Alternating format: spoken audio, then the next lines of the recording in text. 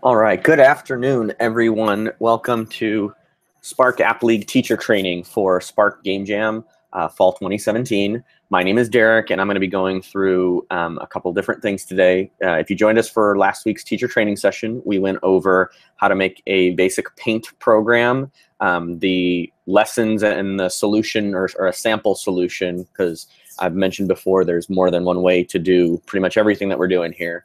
But one of the possible solutions are all posted to the teacher training page, sparkappleague.com/teacher-training, as you can see on the screen right now. We also talked yesterday briefly about object interaction, and specifically we talked about how to figure out if two things were touching each other. So today we're going to go and just kind of expand on that. So all week we're going to be covering the same topic, which is basically just interactions with different objects. So today, our session, we're going to talk about just some different ways that you can check to see if objects are touching. And yesterday, or in the previous session, we talked about ghost blocks. And ghost blocks are basically just hidden objects that we use to detect if something is touching. So in our lesson yesterday, we used the example of a soccer ball, and we needed our player character to be able to tell if the soccer ball was being hit from the left-hand side or the right-hand side. And Scratch has the ability under some of these blocks to be able to check if two things are touching or if different colors are touching, but you can only apply those to one object. So what we actually ended up doing is taking a soccer ball and making two objects of different colors, and then depending on if our character was touching the object on the left or the object on the right, that would kind of signal to us whether the ball was being hit from the left-hand side and the right-hand side. And then at the end of our project, we ended up hiding those two objects using an effect called ghosting. So we're going to do something similar today. If you haven't followed along previously, then feel free to start at this point. I would recommend going back and checking out the previous videos, but we'll try and cover it kind of from the ground up and give some different examples so that you can see how this all kind of works together. This is a live session, so as people join in, they can ask questions in our group chat. We also, if you follow the Hangout link on the teacher training page, you'll be able to see a button that says join this Hangout, and that'll actually let you participate. You can use your microphone to ask questions, or we are also broadcasting this on YouTube Live, and there's a chat box on YouTube Live that you can use to check that out as well. So if you have any questions, feel free to leave them, and we'll try to answer them during the training session. So I'm starting again with a blank project today. I'm actually going to remove the object Scratch the Cat that we already have in the project because I'm just going to kind of start over from the beginning and make a few objects to kind of demonstrate what we're talking about. So the example that we're going to be working on today is an example of a situation where you want to check to see if something, one of our objects, whether it's a ball or a player character or just an item in your game, is not only touching another item, but we actually want to see if it's inside of another item. So there's some situations where we may not even be able to see the object. So the first thing I'm going to do is add a new object, or a new sprite, as we call it in Scratch. And we're going to use a ball. So let me just see if we can pick a ball here.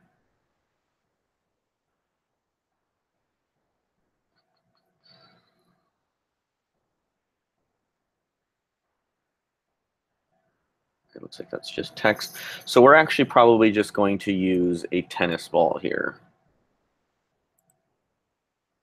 And when I add that to my project, I have my tennis ball. It doesn't really do anything. So I'm going to add our basic motion controls that we added in pretty much every other project, just to get some basic movement going. Again, you can kind of copy what I'm doing here. Otherwise, if you want some explanation of why we're doing this, feel free to go to our previous videos where I've explained exactly how to build this basic control system. But essentially, I'm just checking to see if specific keys on the keyboard are being pressed. And based on that, we're changing the position of our ball.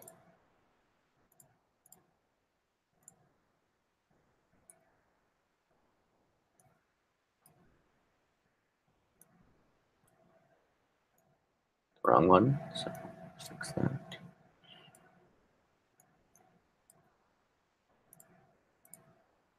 So as we covered in previous topics, y values are up and down, x values are left and right. So we need to make sure we've got the correct values for this. And if I start this, I should be able to use the keys to move this ball around. Okay, so that's the start of our project. So the next thing I'm going to do is I'm going to add in a new object, but I'm going to paint one. And you'll kind of see some issues with what kind of we're trying to do, and then we'll explain what those issues are and how to fix them. So first we're going to draw we're going to pretend this is kind of like a pipe or a warp zone or something. And we'll move that so that it's over here. Okay, and our goal, and we'll be able to do it right now, is to get it so that the ball can kind of go into this pipe here, okay, but that it can't leave the pipe. Okay, this should be hollow, so I mean, essentially it should look like a pipe, but we want it to be covered up. Okay, so we don't want to see the ball go in there. We need to know that the ball is in there. And actually, I'm going to edit this a little bit just to make it even more apparent.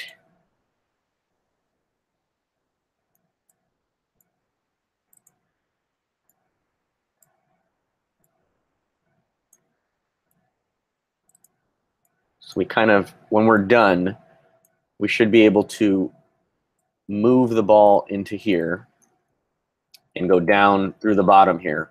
But we don't want to be able to exit out the sides of this pipe or out of this pipe. Okay. Oh, how do we do that? So we have a couple different ways that we can do that. We talked about yesterday how we can figure out if two colors are touching each other or if our current object is touching a specific color. So a lot of people's initial impression might be that we want to check to see if we're touching a specific color.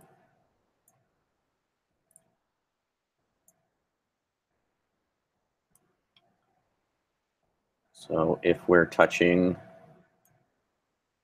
and I can click in the color box and choose the color that I want. So if my ball is touching this color, then do something. And we have a couple different things that we can do, but in this case, we would probably want to change our values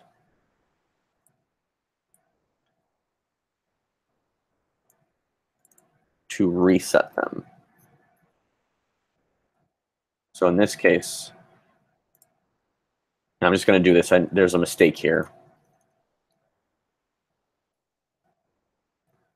Okay, that's not working. The reason is because I mentioned it previously, but Scratch will only do exactly what you tell it to do in the order that you're doing that, or that you're telling it to do it when you tell it to do it. So right now, we've only told this block to happen when the green flag is clicked. So we need to make sure that we put in a control to repeat that forever. So now it should always check to see if. Okay, so now we've stopped it from going in. Now technically we can still go in from this side. It'll just kick us back out left, but that's not really what we want. Okay, we want it so that you can't enter this at all. Okay, so I'm going to disconnect this. And we want, again, the ball to be able to go in through this side and down through the bottom here, but not through the top or through these areas. It's a pipe, basically. We want it to function like a pipe. Okay. And the way that we can do that, if you tuned into our session yesterday, is with something called ghost blocks or ghost objects. Sometimes they're called ghost sprites. There's different names for them, but essentially they're called ghost blocks because we're using this graphic effect here under the change blank effect or set blank effect. We have an option called ghost. And what that does is it allows us to make an object that the player can interact with or that can be used, but that we can't see. So in this case, I'm going to add a new object to start my ghost object. And there's going to be a little bit of trial and error here. So in some cases, we may actually want to grab a costume and add it here. Now that we have these two costumes, one of the things that we can do is use this as kind of the basis for our drawing. I'm going to draw a line here. Draw a line here. I'm going to draw a line here. And I'm going to draw a line here. Okay. Now, when I'm drawing my items or my characters or my objects, you have two different modes that you can use. There's a mode called the bitmap mode. And you'll have a button if you're in bitmap mode, like it shows down here, that says convert to vector. I always like to convert my artwork to vector before I start drawing. And the reason for that is a bitmap image is an image that can't be changed afterwards. You're essentially painting on to whatever surface you have or whatever costume you have. Vector, on the other hand, allows you to make items that are set up as individual blocks that you can then edit after the fact.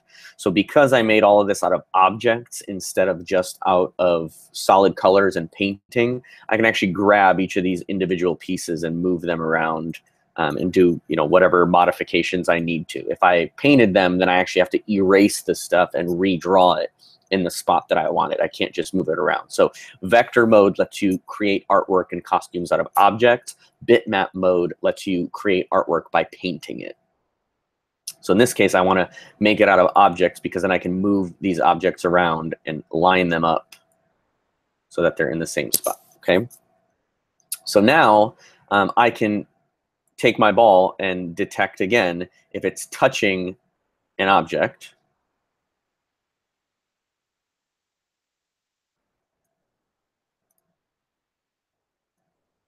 In this case, instead of looking at a corner or a color or anything like that, I can just check to see if it's touching that object.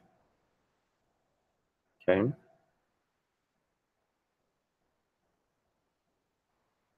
And then if it is touching that object, I can do any number of things. So right now, this doesn't do anything. But I can tell my sprite that if it's touching that object to either stop,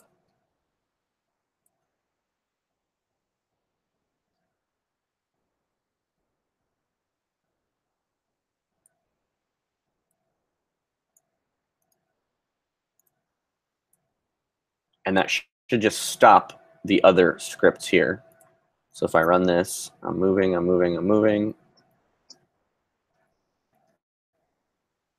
All can't go anywhere forward. So I'm going to hide this so we can see what's going on here.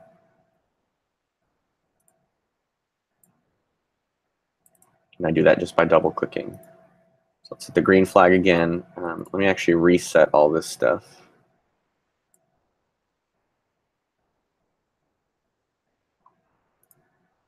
And I'm going to put so that when I hit the green flag, the ball resets to its original position every time. So that way, no matter what happens when I hit the green flag, it resets back there.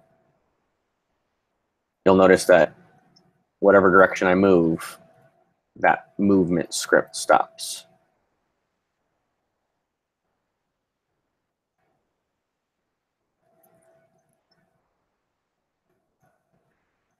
Okay.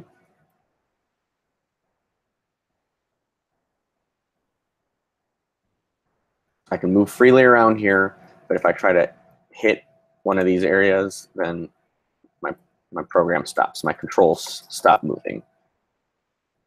Okay.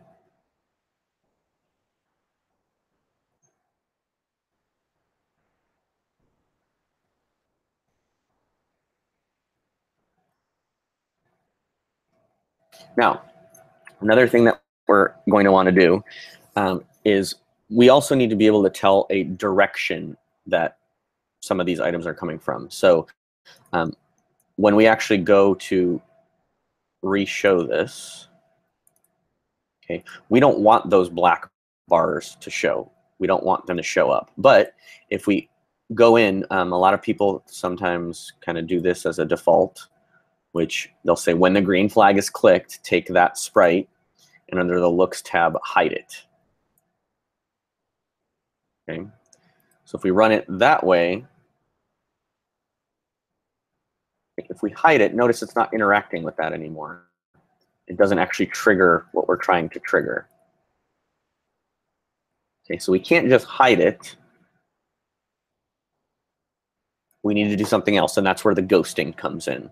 So if we take our color effect here and set it to 100, it seems weird, but these are percentages. So each of these effects go from 0 to 100%, or at least the ghost effect does. So a ghost effect of 100% is basically going to hide this completely, but we can still interact with it. It's still, the things that happen to that object still take place. You just can't see them. Okay, now obviously there's an issue here.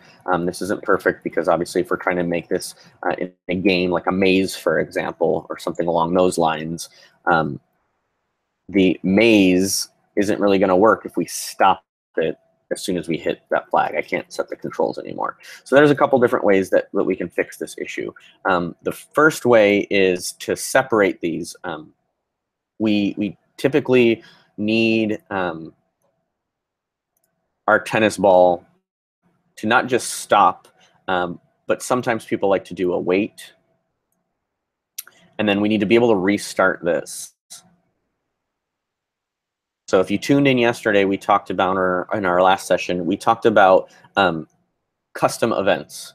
And custom events are basically used in these blocks called messages. And the way messages work are that when something happens in our program, we can send out a message to the rest of the program, and then other objects or other sprites in our program can listen for that message. Just like this message here is when the green flag is clicked, that's I'm sending a message to start my program, and all these objects that have this when green flag click block are listening for that event. I can make my own events. So one of the things that I'm going to do is disconnect this, and I can create a new message that says restart controls, for example.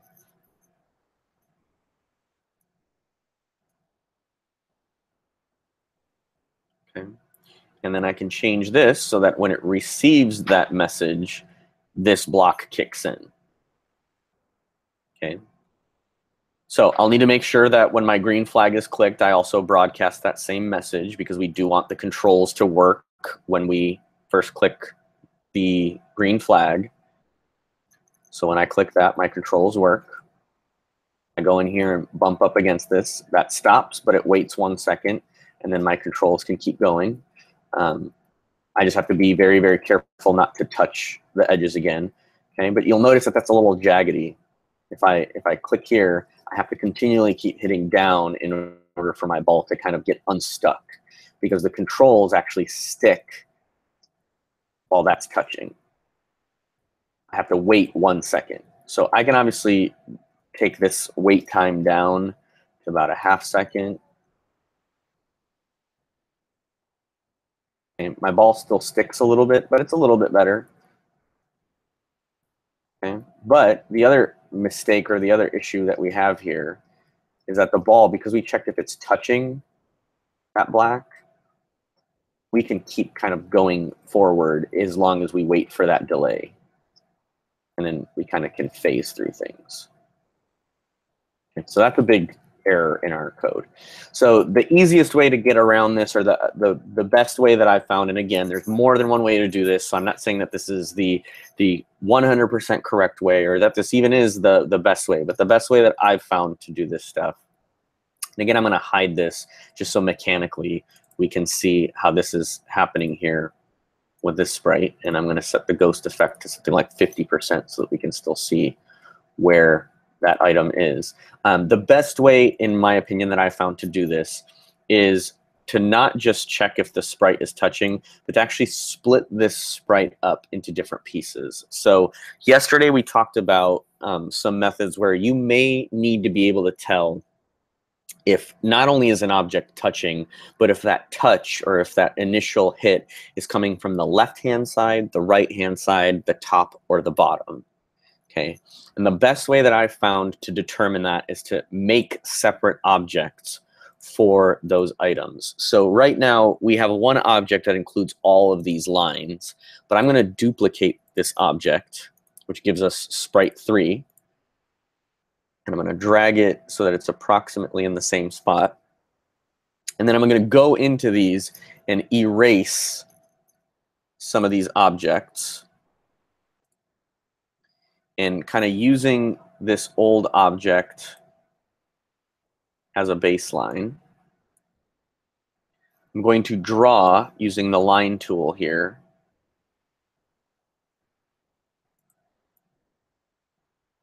Oops. Not what I wanted to do.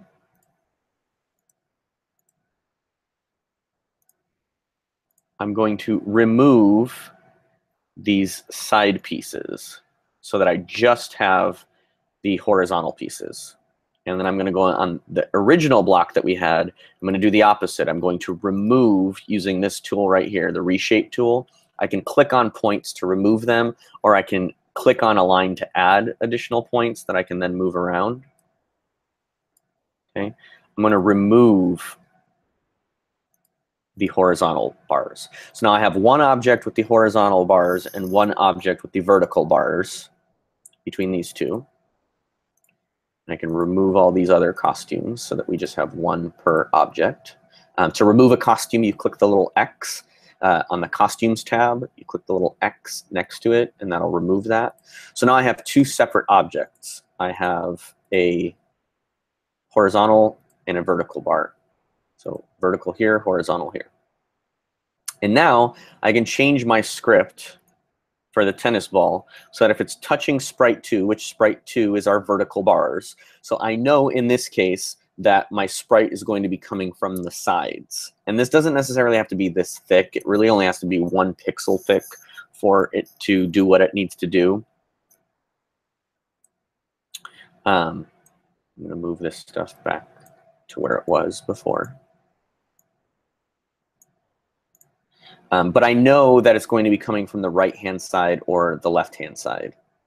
Okay, and the way that I can determine that is I can check to see if the current X position is where these items are at. And if it is, then I can just stop it from happening. So I'll start with a basic example. Again, there will intentionally be some issues here, and there will be an issue on this first half because we'll find more issues and we'll need to make this a little bit more complex to cover each of the cases. But I know that if it's touching the sprite, it's coming from the left-hand side. So what I'm going to do is say if it's touching that sprite, then change the motion to be the opposite of what our initial motion is. Technically, if I start moving this, my ball should stop. I cannot move past here. Okay, obviously I haven't done the top and bottom items yet, but at least I know that if I'm coming in from this side, I can't go into here, and if I come in through here, I can't come out of that section. Now I can come out of this section this way because we haven't determined the left and right sides. So that's, again, not necessarily an intentional mistake, but a complication that we haven't added yet. But as of right now, it at least stops the ball from coming out of this side. And I can also check then if it's touching our horizontal bars. It's under sensing. If it's touching our third object. And if it is, then again, I want the motion. Okay. So technically, I could do each one of these as an individual object and say, if it's touching this one, I know it's coming from the left-hand side because we came into the tunnel, and don't let it go in there. Or if it's touching the right-hand side, or, this object, then do that. But again, you'll notice some complications. It wouldn't really have mattered if we did it that way, and it would have taken more time to split them up. Either approach has issues, so we're going to fix that by adding some complexity. But for right now, we're okay. So now if I run my program, my ball resets. I can't exit from this side. Oh, whoops. Wrong block. I need to change my y coordinates by -10, not just my steps. Okay, so let's try this again. So now I can't move up. I can't move to the right. Okay, I can still pass or kind of phase in from inside the tube out of these sides. But I can't go into the tube this side. I can't go into. So we've gotten one direction handled. We've gotten, if you're coming from inside, then you're good. Okay. So that's our starter. Good.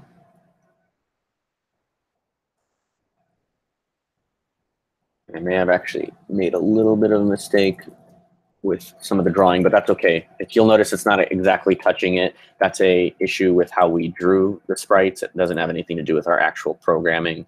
So we're good there. There's just some extra space around our tennis ball that we would need to get rid of.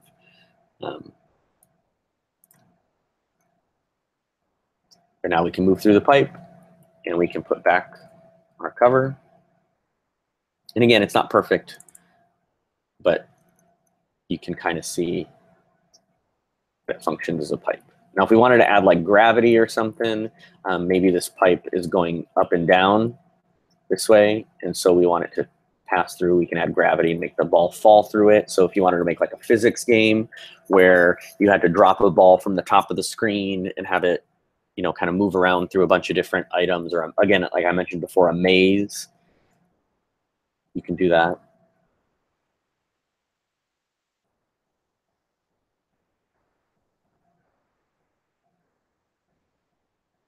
Okay, so we can't go up, we can go down, we can't go right, but we can go left.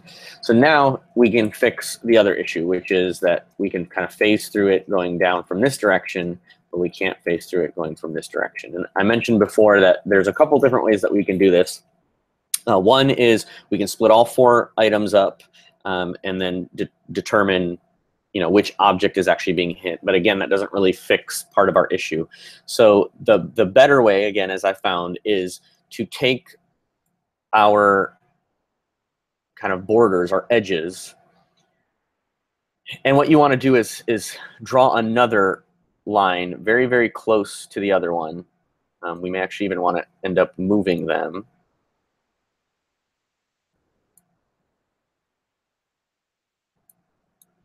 And you want to use colors. Okay, so you can either do colors or we can make a completely separate object. And those will help us determine which side the object is coming through. So if our tennis ball is touching the sprite and if it's touching blue,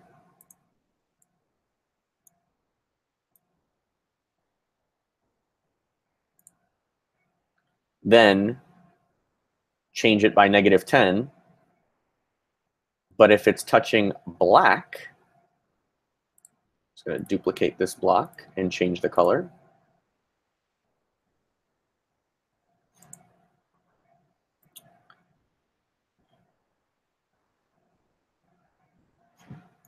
Then change it by +10. Actually, let me just make sure I got the right color here.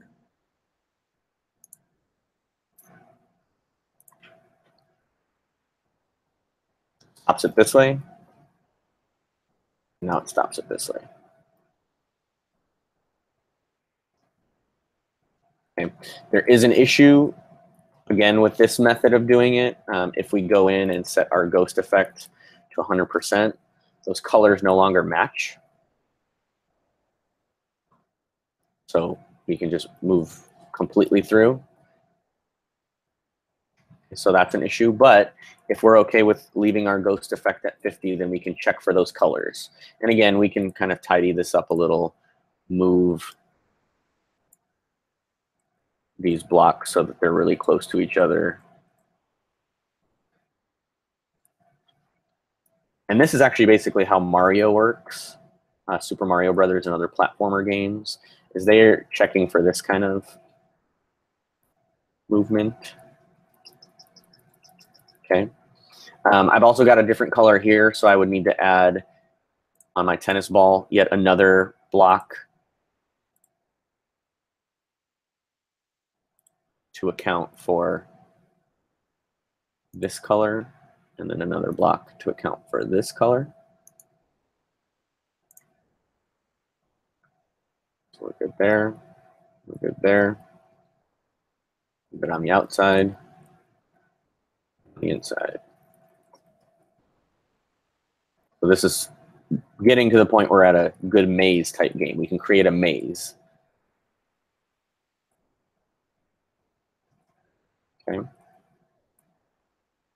But as I mentioned, if we plan on ghosting this completely, which is something that typically happens very often, you don't want the actual objects hitting each other to be showing. You don't want to show those because maybe your graphics, look different. If there's a ground, for example, that your player is standing on, you don't want that line showing up. Maybe you want grass instead or some kind of other effect to show up. So this is called collision. When two things are hitting each other, you're checking for a collision. And a better way to do collision, instead of sensing by color, I'm going to separate this, and you just keep these blocks because some of these pieces will come in handy. But instead of using collision, I can do the same thing that I did with my horizontal and vertical lines. Duplicate, and then get rid of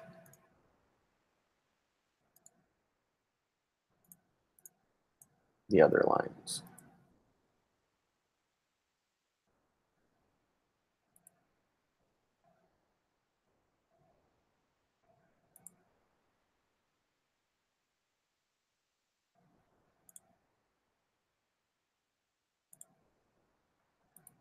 So now I know, just because of the way that my colors are set up,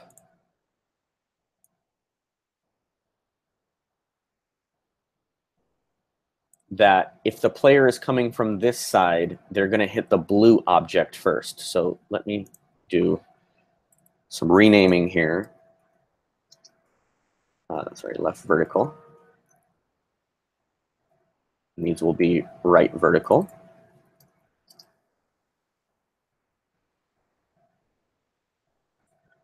And for these, again, I'll duplicate.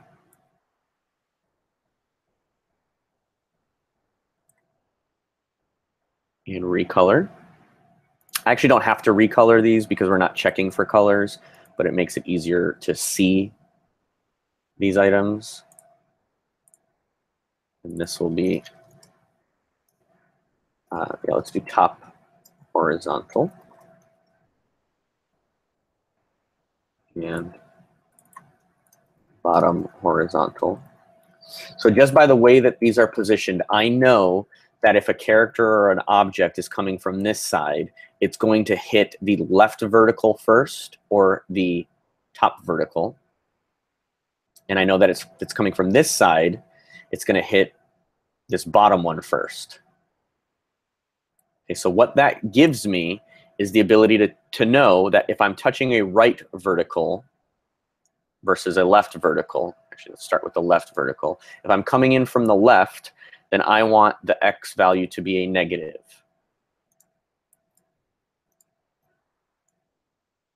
If I'm coming from the right, then my X value needs to be positive because I'm already moving on the positive on this side. So I need to counteract this change here, or actually this change here, with a exact opposite, so it's not moving. Okay, and it doesn't matter if I'm coming from outside or inside because that object is the same.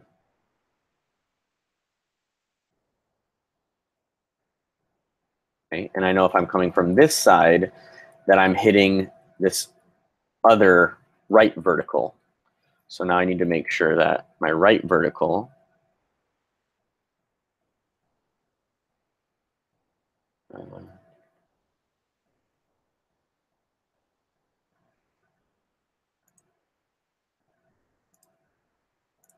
think I have these set up right.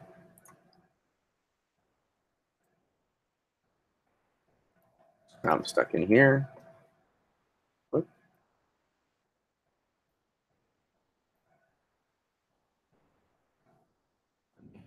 He did something wrong. Let me just double check this.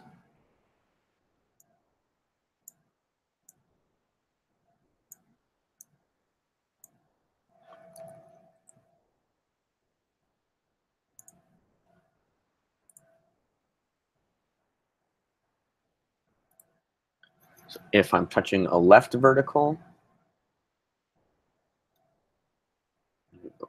-10. If I'm touching a right vertical, go +10. If I'm touching a top horizontal, oh, that's what it is. These are backwards.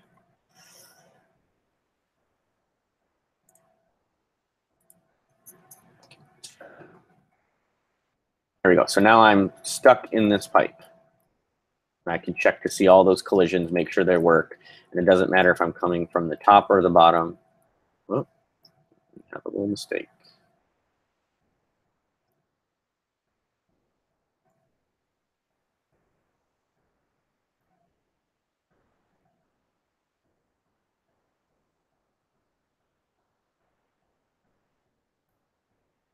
The right vertical is not working for some reason.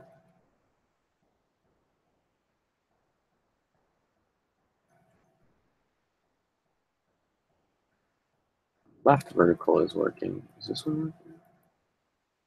This one's working too.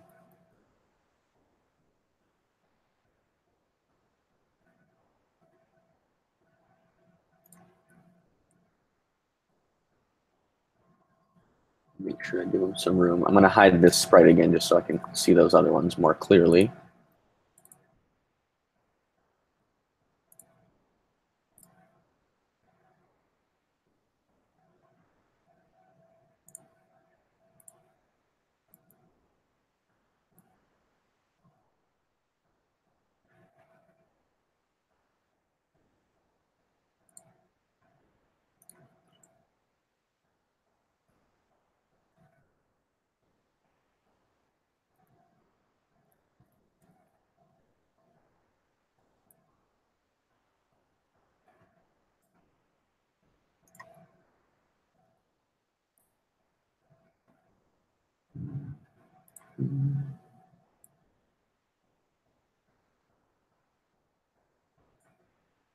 I got some overlap going here, so that might be mixing things up a little. But I'm going to double check. I don't want to make any assumptions here.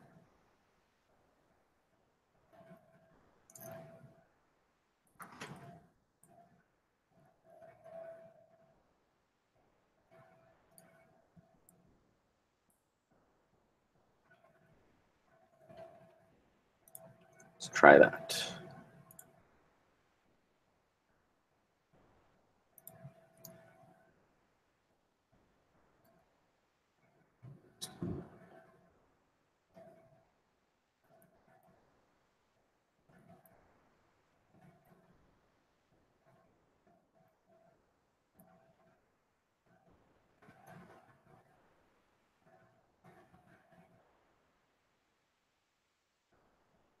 Changing the bottom horizontal.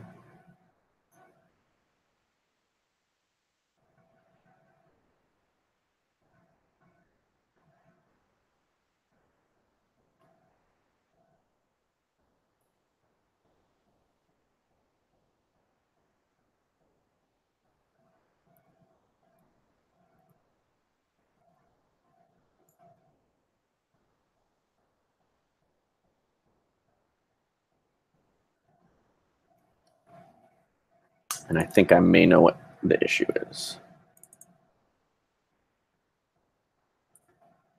It may have to do with the thickness of our lines, as I mentioned before.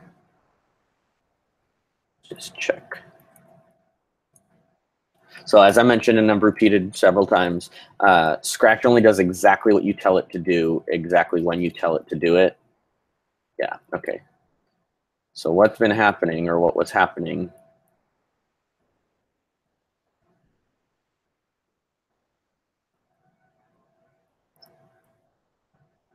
is my steps initially here on the right-hand side, my change Y and change X, I was changing the position of the ball by 5 steps each time.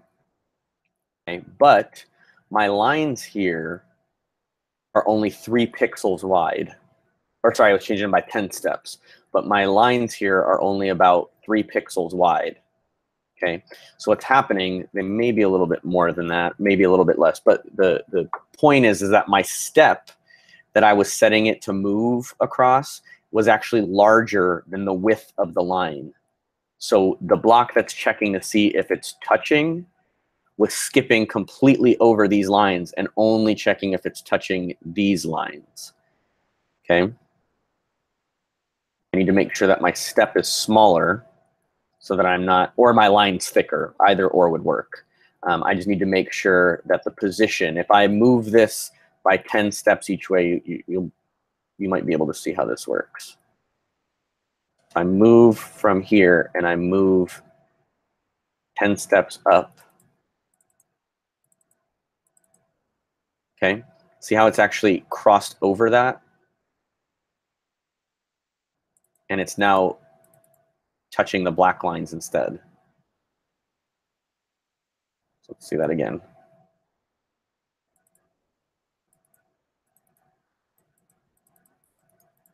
Each step was 10 pixels. So essentially, if I made this even bigger, you might kind of get the point even more quickly. But if I make this like 50, it just jumps right over it in one step. Again, the program is only doing exactly what we tell it to do in the order that we tell it to do it. So it's actually jumping right over that collider or that block. So we just need to, again, change the thickness of the block or change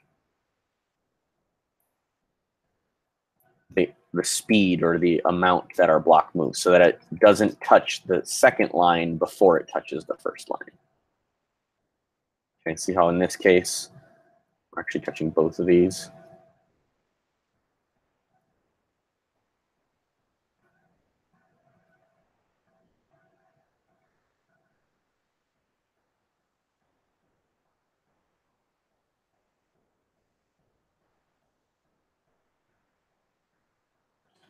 Okay, so now if we show our sprite again,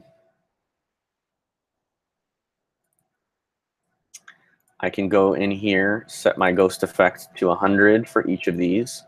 That will hide those.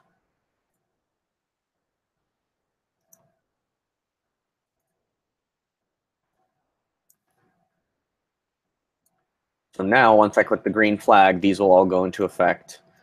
My pipes are technically hidden, but they're still performing their blocking action. They're still doing what they're supposed to be doing. And so let's recap that really quick. So my tennis ball, when I click the green flag, it resets itself back to its original position, and then it's checking to see if I'm pressing an arrow key on the keyboard. Okay, if I am, then it's moving 5 spaces in any given direction, depending on what direction of arrow keys I'm pressing. Okay, but when I click the green flag, it's also always checking if I'm touching one of my verticals or one of my horizontals.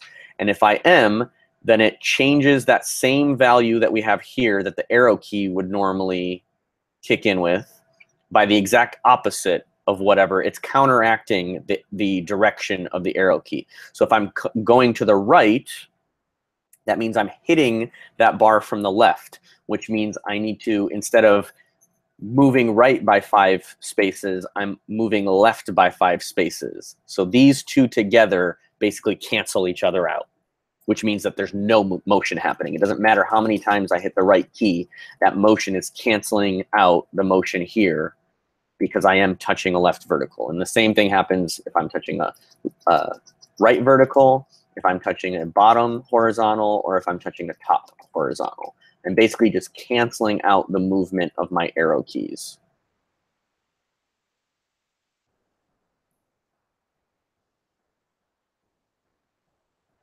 Okay.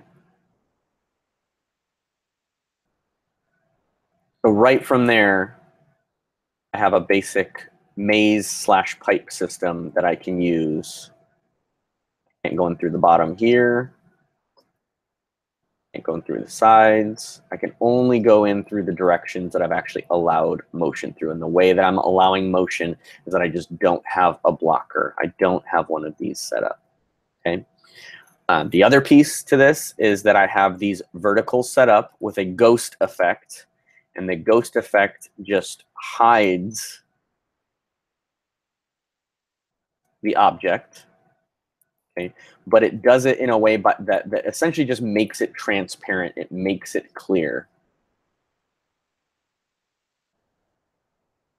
Okay, it makes it clear so that I'm not actually hiding it by using the looks blocks, because as we saw earlier, if we hide them, then objects don't interact with each other. Hidden objects don't interact with each other. Ghosted objects still do. The only thing that ghosted objects don't interact with is colors. Colors, if you ghost them, then it actually takes into account the ghosted color. So in this case, instead of being pure blue, it's like a light blue, and then this is kind of like a darker, burnt orange, because I have black going on top of orange. I'm making the orange color darker. Okay, so ghosting is what we want to do to be able to hide things, but still allow them to interact and check if they're touching each other. Okay. Now there are still some other issues with our game, and there are some quick fixes that we can use. So one of the issues is that if I get right in on the line, I can actually go through the top here, but only if I get right in on the line. Okay, you'll notice that doesn't happen here on this side. I can't go through there, and if I come through here, then it kind of knocks me out of the way. The reason for that, and this is just a matter of drawing, it's something that we can fix. I'll change the ghosting on all these to 0 so that we can see them again. But if you tuned in yesterday, you'll see that this is kind of a solution that I talked about yesterday. And that is that when we draw these objects in our costumes, and I'll zoom in, the corners are rounded. So this side works a little bit here, because if I come in through here, I'm hitting the blue side first. I'm hitting that horizontal vertical first, which pushes it out of the way. But if I come in through this side, it nudges it up. Okay, so I just want to make sure that those are both the same distance apart from each other.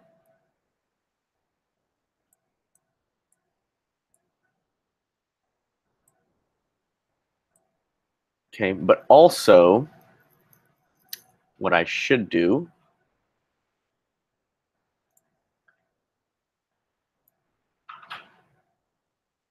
is I kind of want these to be at an almost a triangle, so that's not going to work. Maybe even a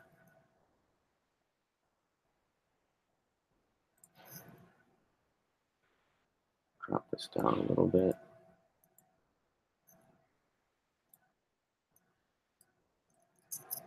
I need to make a triangle shape, basically. And I want it,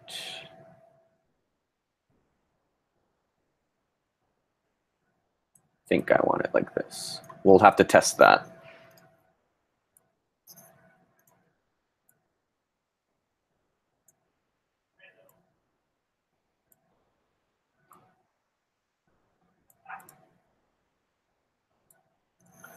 Now with a triangle shape,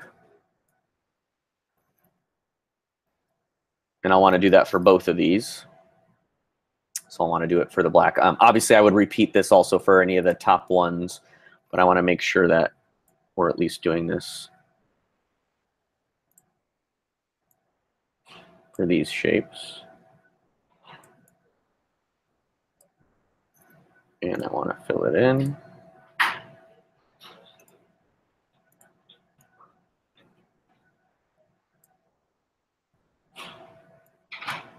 And actually, I need that to be the other way. Redo. I need the triangle to face this direction. Essentially what I want is for there to be a point so that it falls on either side. Shrink this down now. And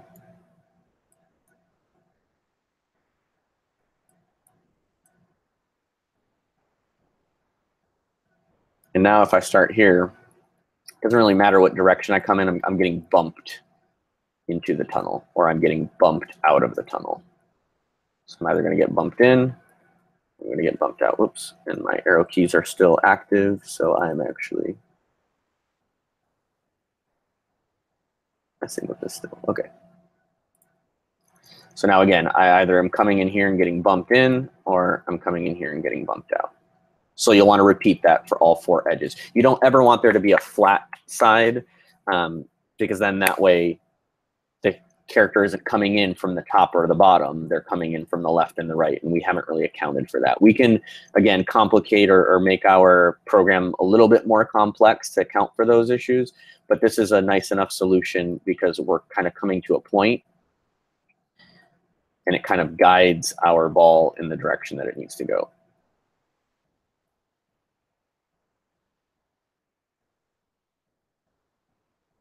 Okay. We're at the end of our time for the session, so I just want to point out again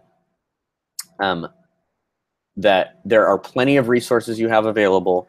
If you go to scratch.mit.edu, you can go to the Explore tab, and you'll kind of have to practice and search around for a few different things. But if you type in Hitbox, for example, you'll see examples of programs that other people have made or other students have made where they're using these hitbox examples. You can also do collision. That's another good thing to search for. And you can see how people make colliders. So collision detection is a good one. You can see how they do collisions based on this.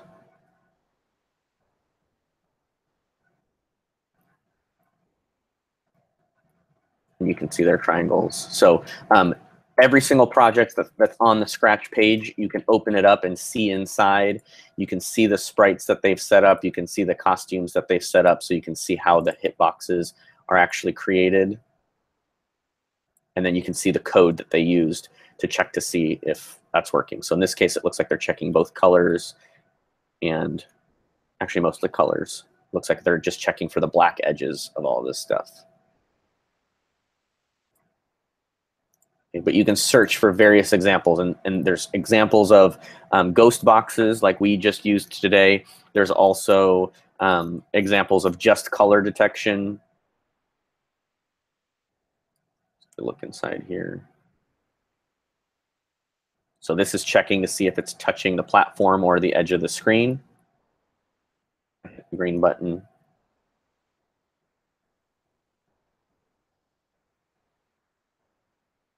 Okay. This one's actually using some advanced stuff because it has velocities, so there's a speed.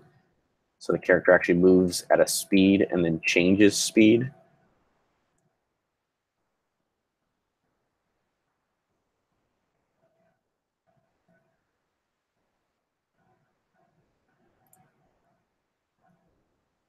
So my suggestion would be take a look at some of the other examples that are on here. Look at the insides of those projects and just see how their different collisions are done. Some of them, again, are going to use those hit boxes or ghost boxes. Others are going to use colors. But between them, you should be able to figure out all kinds of different ways to get these collisions working. So then if, again, you wanted to make a maze or a game to see if a ball can go through a set of obstacles, you can do that. Tomorrow, or in our next session, we're going to cover how to actually check if 2 objects are touching and if they're a match. So for example, if we wanted to see if 2 items are connecting and they're from the same category of something, this is good for games like concentration type games or grouping games where you want to see if something belongs to the same group, those kinds of things. So we'll talk about that tomorrow, and we'll cover a little bit more on ghost boxes and just checking to see different ways of how objects interact. So if you have any questions, feel free to leave them for us via email in our Slack channel. If you're watching the YouTube video, you can leave comments, and we will answer those questions as soon as we can. So